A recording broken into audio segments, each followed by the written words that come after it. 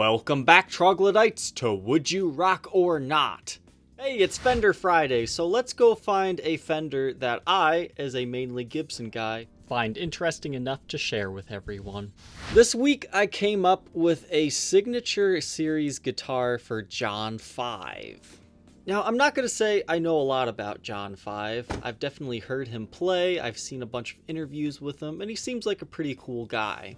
But my overall opinion of him is he's just super talented in multiple genres, and I think he's pretty well known for like mixing country with metal and just finding really quirky ways to make things work, so huge respect to the guy. This Telecaster is different from other ones because it has a double bound ash body. Now what I mean by double bound, in case you're not familiar with that term, is that there's binding along both sides of the guitar, on the front as well as on the back. You don't normally find that on a Telecaster. And being a Gibson guy, hey, that's very familiar territory to me, so I like that. The neck is maple, and it has a rosewood fretboard. Something else that gives this Telecaster a little bit of a strange vibe is it has a Bigsby on it. And the bridge pickup looks a little bit different than it traditionally does as well, and that's because there is a Seymour Duncan hot rails in here.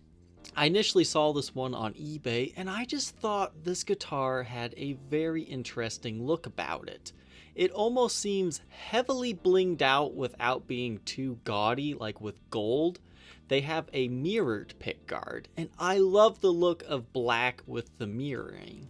The only thing I hate about pickguards like this, similar to what we found on the modern Flying V, is they smudge up and look bad really quickly. To make this guitar even more fancy, I almost wish they would have went with the thin line Tele vibe and had an F-hole. I'm not sure if I would want binding on it or not, but I think that would make this guitar even extra special.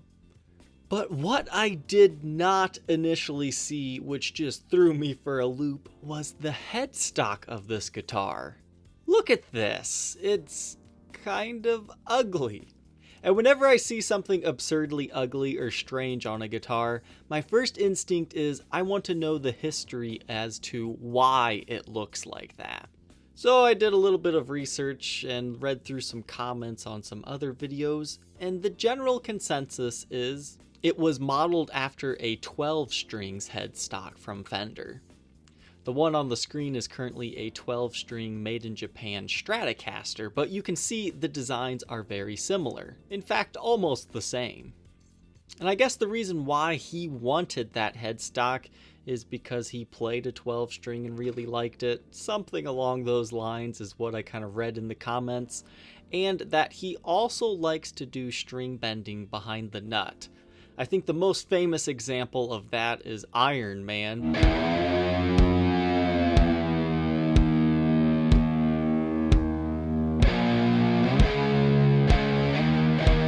That whole opening sound is just created by bending the string behind the low E string.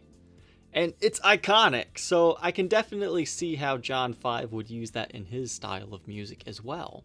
I was thinking maybe it was a tribute to the original Snakehead Tele prototype, but then I found the true answer. And just in case you're not a huge fan of Bigsby's, this is going to be a double feature.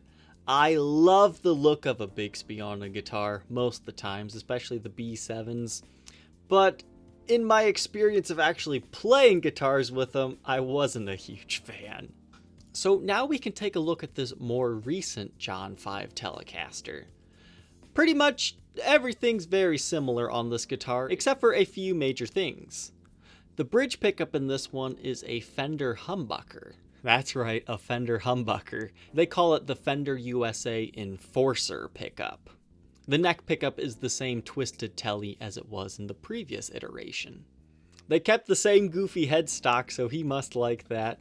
And control layout has been completely changed to the point where I would really be interested in trying this Tele.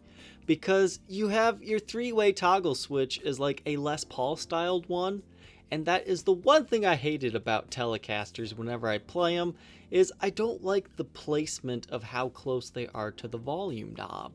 So gone is that whole system, and it's in a completely new area that would be familiar to me as a Gibson guy. But is that a master volume and master tone you're seeing? No, it's not. It's quite simply two volume controls, one for your neck pickup and one for your bridge. Now this can come in handy if you need to switch from a lead tone where you need the volume cranked up, or maybe you need your neck pickup to be slightly cleaner so you roll your volume down. That's kind of the purpose of this. So now that we've learned about two new Fender Telecasters here, let's go ahead and listen to the second one I was talking about.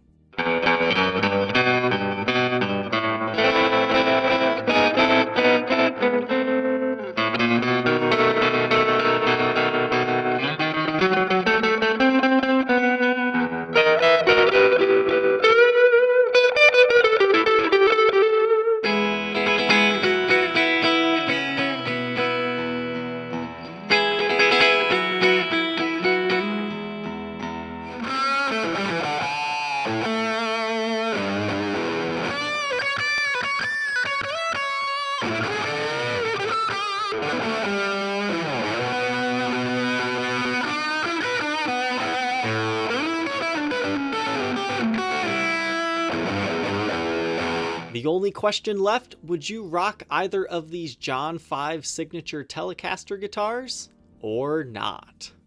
Leave your answer down in the comment section below. Don't forget to like, comment, and subscribe. Share the video with a friend who you think would enjoy it.